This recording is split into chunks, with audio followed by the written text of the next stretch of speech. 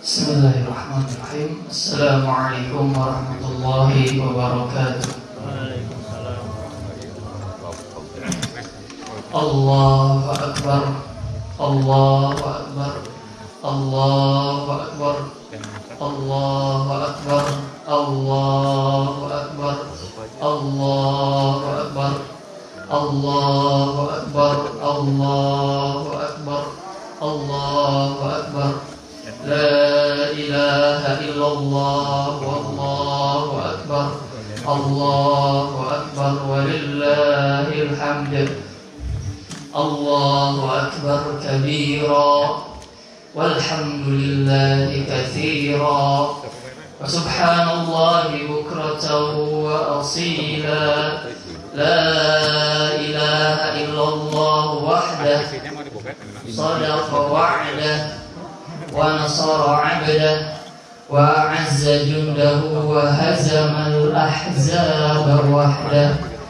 La ilaha illallah wa la na'budu illa iyyah mukhlishina lahuddin walau karihal musyrikun. Alhamdulillah ala ihsani wa syukru lahu ala taufiqihi wa amtinani wa asyhadu an la ilaha illallah wahdahu la syarika lahu ta'ziman li sya'ni wa asyhadu anna muhammadan abduhu wa rasuluhu da'i ila ridwani sallallahu wa sallama wa baraka alaihi wa ala alihi wa ikhwanihi wa khillanihi wa man sara ala nahjihi wa iktafa atharahu wa sanna bi sunnatihi ila yaumil liqa'ih. Allahumma salli wa sallim wa barik wa an'im ala sayyidina wa habibina wa qurrati a'yunina wa syafi'ina wa maulana Muhammadin wa ala alihi wa ashabihi wa man tabi'ahum bi ihsanin ila yaumiddin.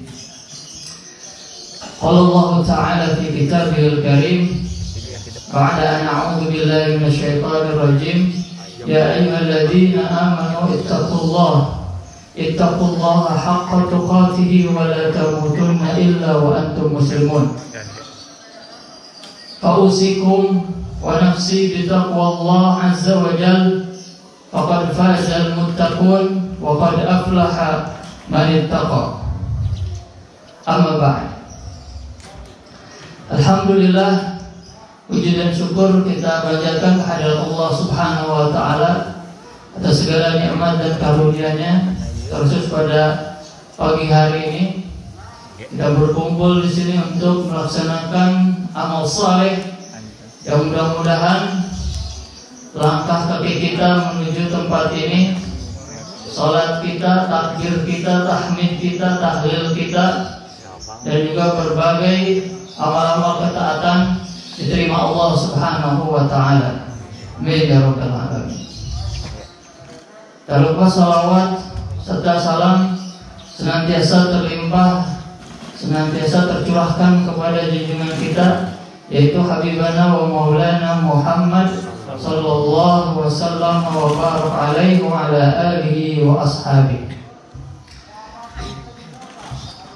Jamaah salat Idul Fitri rahimani wa rahimakumullah, kaum muslimin yang dirahmati Allah Subhanahu wa taala. Pada kesempatan khutbah kali ini insyaallah saya mengajak para kaum muslimin dan muslimat jamaah salat Idul Fitri untuk sama-sama merenungkan satu hadis dari Rasulullah Sallallahu Alaihi Wasallam. Yang dari satu hadis ini nanti kita akan mencoba untuk menyesuaikannya dengan keadaan dan juga kondisi kita saat ini. Sebagaimana kita ketahui, kita baru saja menyelesaikan salah satu ajang dari peribadahan rutin tahunan yang Allah Subhanahu wa taala telah syariatkan dan telah sediakan, yaitu beribadah melaksanakan berbagai amal saleh, khususnya saum atau puasa 1 bulan penuh di bulan Ramadan. Di pagi hari ini kita bergembira. Kita pun tak lupa kegembiraan tadi disertai dengan pengagungan kepada Allah Subhanahu wa taala. Sejak dari terbenamnya matahari di hari Sabtu kemarin yang menandakan berakhirnya Ramadan, bergema di seluruh pelosok bumi Nusantara takbir, tahmid, tahlil, tasbih dan tamjid kepada Allah Subhanahu wa taala.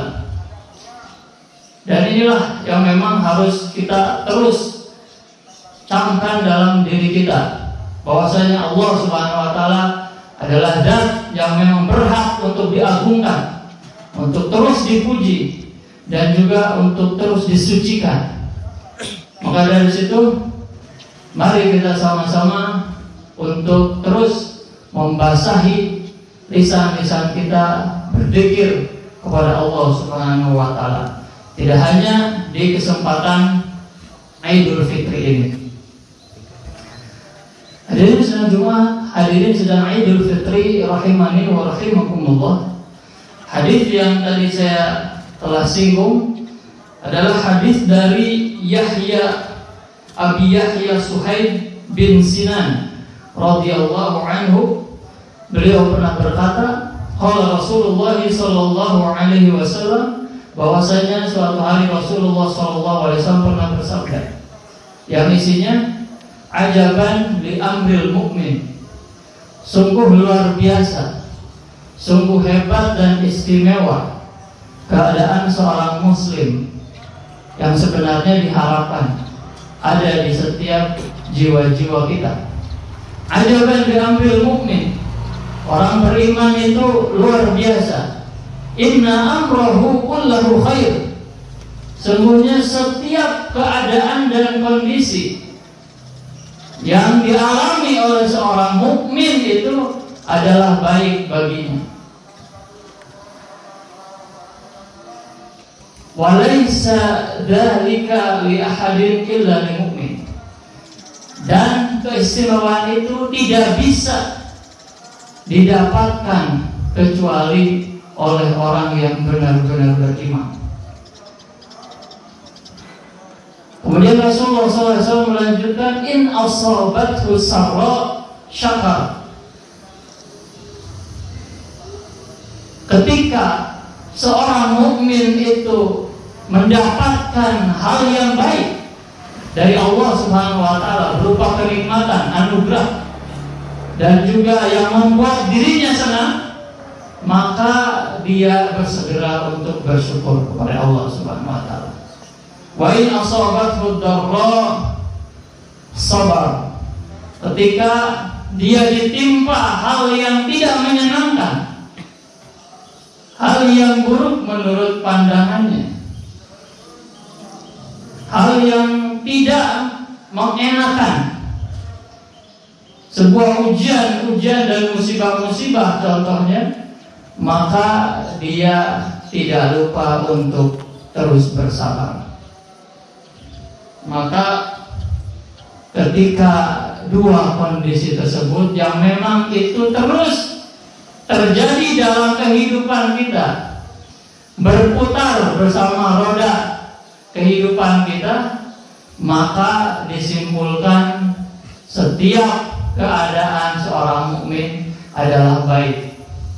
Karena ketika dia bersyukur, fahuwa khairul lahu, itu lebih baik baginya. Ketika dia bersabar, fahuwa khairul lahu, itu pun baik baginya. Semuanya berpahala. Dan itu sebenarnya yang sangat diharapkan dalam diri-diri kita. Di hadis ini saya akan mencoba untuk menyesuaikannya dengan keadaan dan kondisi kita. Yang pertama yang tadi disebutkan, termasuk dari sikap seorang mukmin ketika mendapatkan kenikmatan dan anugerah adalah bersyukur. Nah, kita pun sama. Di keadaan ini kita sudah mendapatkan anugerah besar dari Allah Subhanahu wa taala, yaitu diberi kesempatan untuk melakukan ibadah di bulan Ramadan yang di dalamnya penuh dengan maghfirah, penuh dengan rahmah, penuh dengan itqu ar-riqab minan nar, penuh dengan pembebasan seseorang dari neraka. Itu setiap hari Allah Subhanahu wa taala lakukan. Dan berbagai pahala yang berlipat. Dan kita pun tidak lupa di bulan Ramadan ada yang namanya Lailatul Qadar, yang sungguh luar biasa ketika seorang mukmin mendapatkannya. Nah, itu kenikmatan, bahkan termasuk yang terbesar dari yang Allah Subhanahu wa taala berikan kepada kita. Maka dari situ perlu kita syukuri. Perlu kita syukuri. Namun sayangnya kita belum paham bagaimana cara mensyukuri hal-hal yang baik tadi berupa kenikmatan dan juga anugerah dengan baik. Maka dari situ perlu kiranya mengetahui pengertian dari rasa syukur itu. Rasa syukur sebagaimana para ulama sampaikan, salah satunya adalah yang disebutkan oleh seorang ulama bernama Ibnul Qayyim al-Jauziyah rahimahullah ta'ala. Beliau mengatakan, dan ini menurut saya merupakan pengertian yang syamil, pengertian yang tepat dan juga menyeluruh. Beliau berkata, asyukru zuhuru athari ni'matillahi. Syukur itu adalah respon, sebuah sikap dari kenikmatan Allah Subhanahu wa taala yang telah diberikan kepada seorang hamba. Dan syukur ini perlu dilakukan oleh 3 hal. Yang pertama adalah ala lisanihi sana'an wa i'tirafan, kata beliau. Syukur itu dilakukan oleh lisan dengan memuji Allah Subhanahu wa taala dan mengakui bahwasanya berbagai nikmat dan juga anugerah dan juga hal-hal yang membuat kita senang adalah bersumber dari Allah Subhanahu wa taala. Adapun manusia itu hanya sekedar wasilah dari kehendak Allah Subhanahu wa taala dan juga ketetapannya. Yang pertama adalah lisan. Lisan kita memuji Allah Subhanahu wa taala. Yang biasa kita ucapkan adalah lafaz alhamdulillah. Segala puji bagi Allah Subhanahu wa taala. Namun penting kiranya ditambah dengan pengakuan. Pengakuan yang terucap oleh lisan bahwasanya ini adalah dari Allah Subhanahu wa taala. Makanya kalau dalam bahasa Arab bisa ditambah dengan hada min indillah. Setelah mengucapkan alhamdulillah. Alhamdulillah hada min indillah. Ini merupakan hal atau kenikmatan yang bersumber dari Allah Subhanahu wa taala. Dan ini berdasarkan teladan dari para nabi. Salah satunya yang dikekalkan oleh Allah Subhanahu wa taala melalui Al-Quranul Karim ketika menceritakan tentang Nabi Sulaiman alaihissalam. Beliau Allah Subhanahu wa taala mudahkan untuk memindahkan singgasana seorang ratu yang berada di Yaman, sedangkan Nabi Sulaiman berada di Syam. Jauh jaraknya. Namun Allah Subhanahu wa taala mudahkan singgasana itu pindah, singgasana Ratu Bilqis di Yaman pindah ke tempat Nabi Sulaiman yang jaraknya sangat jauh di Syam atau sekarang di Palestina dan beberapa wilayah sekitarnya.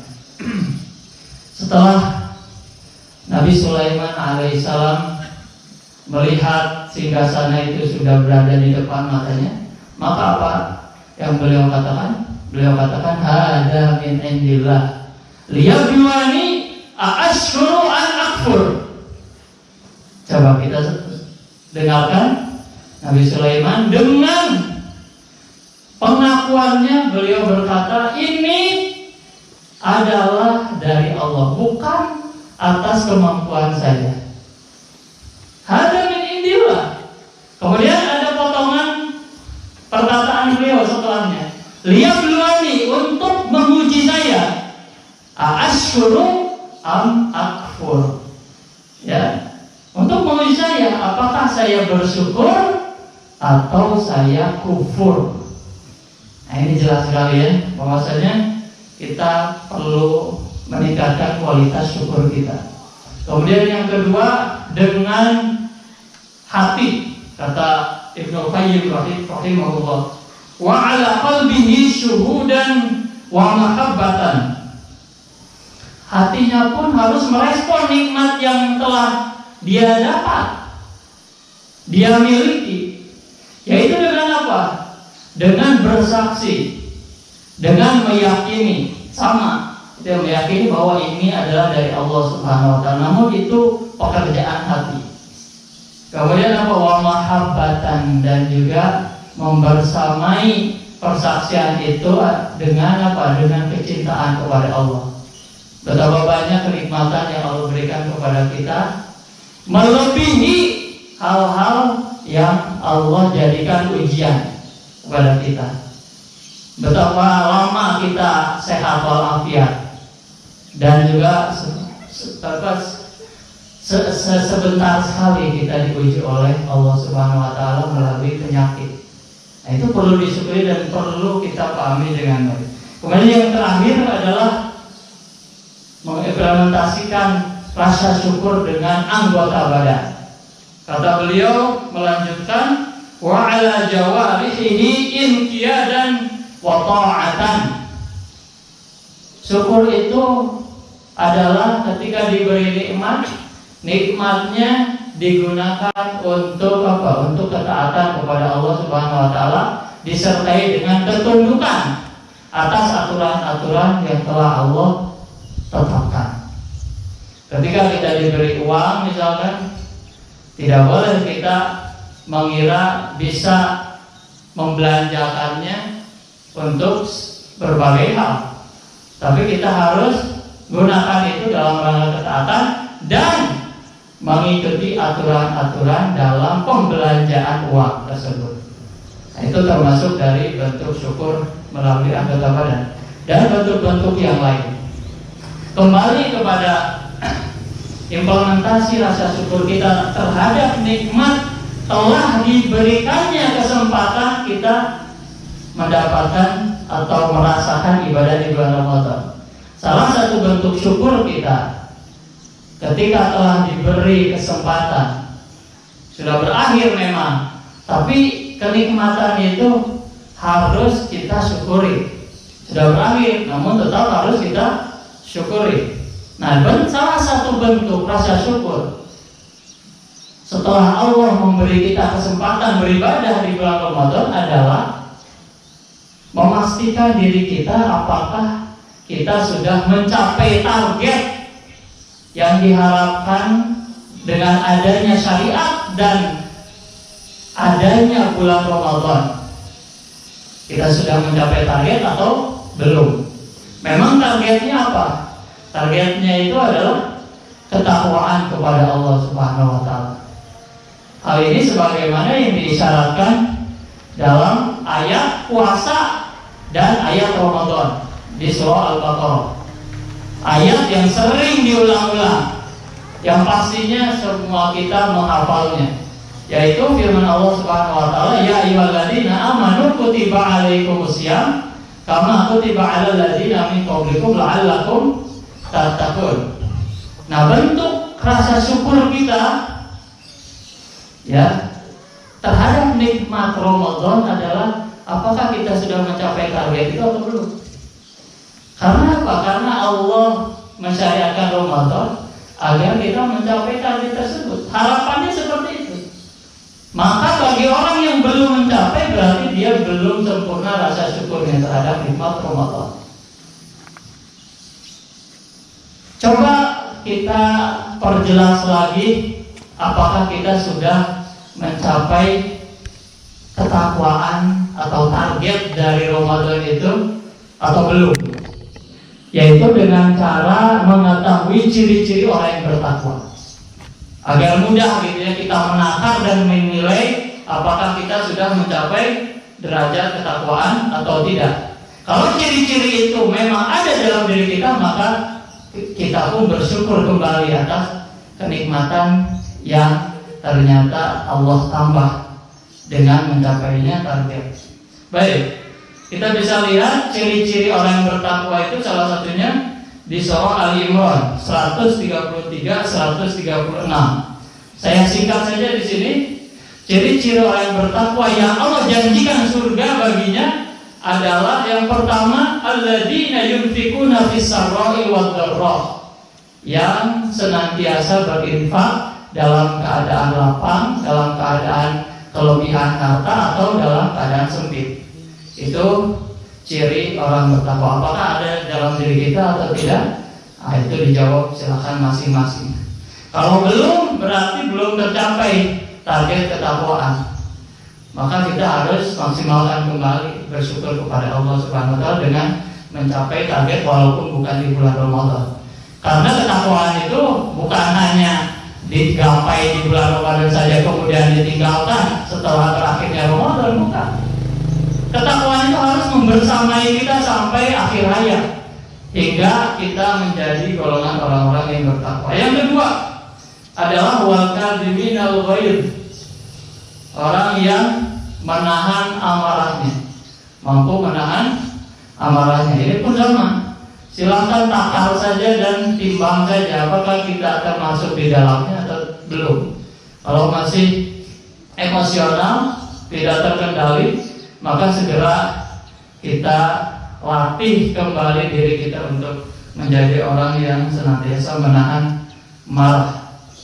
Kemudian wal afina 'anil nas, memaafkan manusia. Apalagi di Idul Fitri ini ada namanya silaturahim, itu ya, bermaaf-maafan itu luar biasa. Termasuk apa? Ciri dari orang yang bertakwa. Kemudian yang berikutnya adalah walladzina idza fa'alu fahishatan aw dzalamu anfusahum dzakarullah fastaghfiru lidzunubihim wa may yaghfiru dzunuba illallah wa lam yusirru 'ala ma fa'alu wa hum ya'lamun. Singkatnya, ketika orang tersebut tergelincir, maka dia tidak lama langsung apa? Langsung bertobat kepada Allah. Nah, itu ciri orang yang bertakwa. Bukan berarti orang yang bertakwa bebas dari maksiat, bebas dari ketergelinciran, tidak. Namun ketika dia berbuat salah, maka segera dia bertobat kepada Allah Subhanahu wa taala. Apakah kita seperti itu? Atau menunda-nunda taubat itu sampai waktu yang tidak ditentukan? Wallahu a'lam gitu ya. Apakah kita sampai lupa dengan dosa itu atau tidak? Dia segera bertobat, beristighfar kepada Allah Subhanahu wa taala, kemudian tidak meneruskan ketergelinciran itu, tidak melanjutkan kesalahan atau tidak terjatuh pada kesalahan yang sama. Itu adalah sebagian ciri dari orang-orang yang bertakwa. Nah, itu sebenarnya yang membuat bisa kita mudah menilai apakah kita sudah mencapai target takwa atau belum. Yang ketika kita mencapai berarti kita telah mengimplementasikan rasa syukur terhadap syariat Ramadan. Kemudian yang terakhir, salah satu bentuk dari rasa syukur kita terhadap diberinya Ramadan, diberinya kesempatan untuk melakukan berbagai variasi ibadah di dalamnya, dan mudah-mudahan juga kita mendapatkan Lailatul Qadar, maka perlu kita syukuri. Dan bentuk syukur yang kedua adalah melanggengkan amal ibadah. Jadi jangan sampai kita termasuk golongan orang-orang yang Ramadhaniyun, orang-orang yang hanya rajin beribadah di bulan Ramadan, tapi jadilah rabbaniyun, orang yang senantiasa terhubung terus dengan Allah Subhanahu wa taala hingga dia rajin melaksanakan peribadahan kepada Allah Subhanahu wa taala. Salah satu bentuk rasa syukur atas diberi nikmat Ramadan dan juga ibadah di dalamnya adalah kita berusaha melanggengkan amal ibadah yang telah dirutinkan di bulan Ramadan, baik itu yang wajib ataupun yang sunnah. Yang wajib ditingkatkan kualitasnya, yang sunnah mungkin kita belum terbiasa sebelumnya, maka itu jadi kebiasaan baru dan terus dilakukan sebulan penuh. Ada informasi yang saya dapat bahwasanya kebiasaan itu bisa melekat pada diri seorang ketika dilakukan minimal 30 saat atau lebih. Dan itu yang terjadi di bulan Ramadan. Kita dibiasakan oleh Allah Subhanahu wa taala, dikondisikan. Salah satu bentuk pengkondisiannya itu setan dibelenggu, gitulah salah satu bentuknya. Agar kita bisa terbiasa beribadah kepada Allah Subhanahu wa taala, baik yang wajib ataupun tadi yang sunnah. Maka dari situ saya kira penting sekali untuk menyampaikan apa saja yang bisa membantu kita agar dapat melanggengkan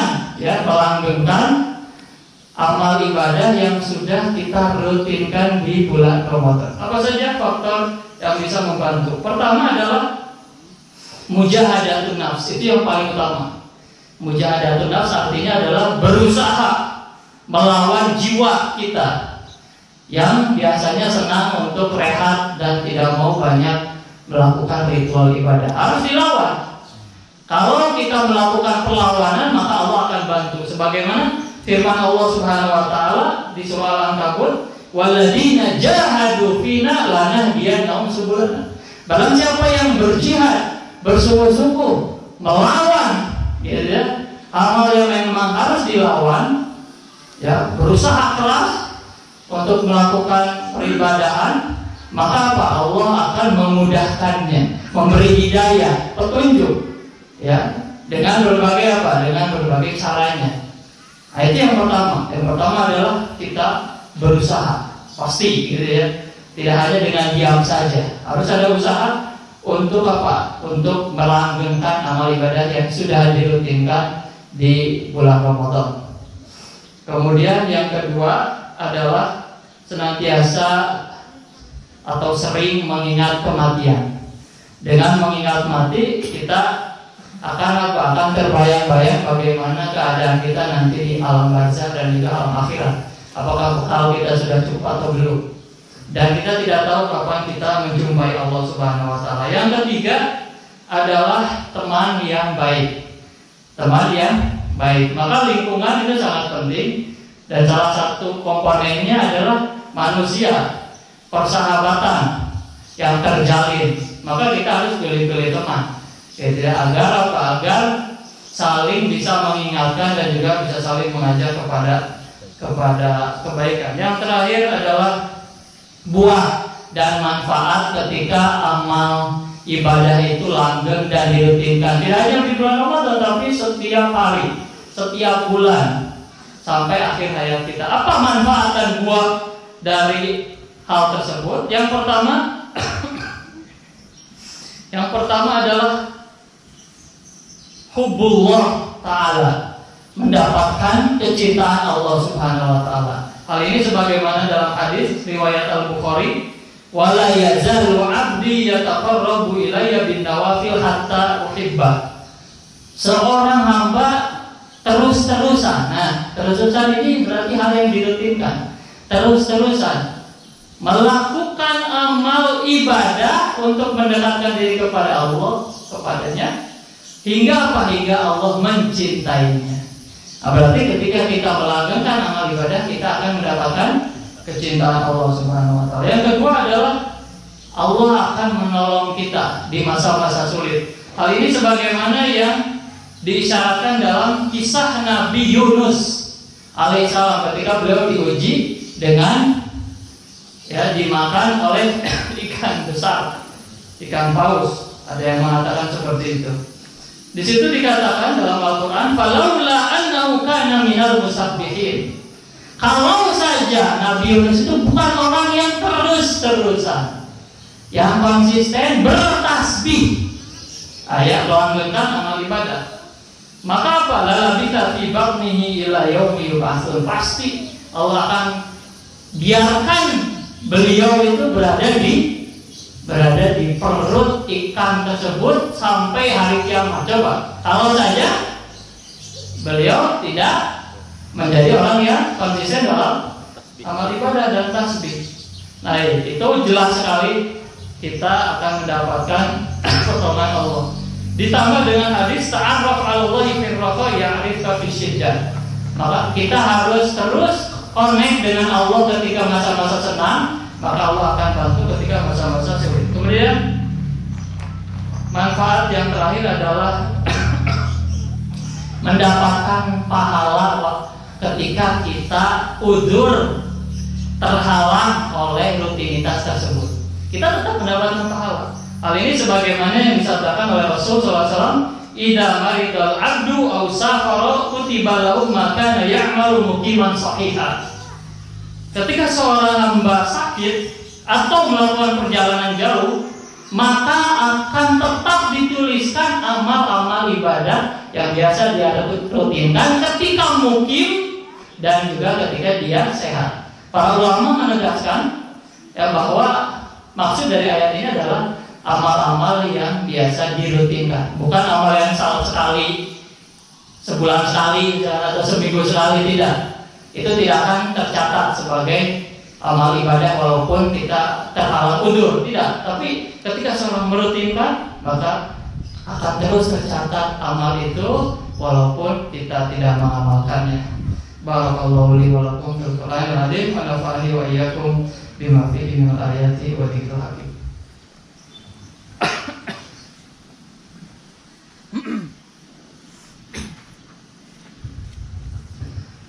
Allahu akbar, Allahu akbar, Allahu akbar, Allahu akbar, Allahu akbar, Allahu akbar, Allahu akbar, la ilaha illallah, wallahu akbar, Allahu akbar, walillahil hamd. Alhamdulillahirabbil alamin, wassalatu wassalamu ala asyrafil anbiya'i wal mursalin wa ala alihi wa ashabihi wa man tabi'ahum bi ihsanin ila yaumiddin.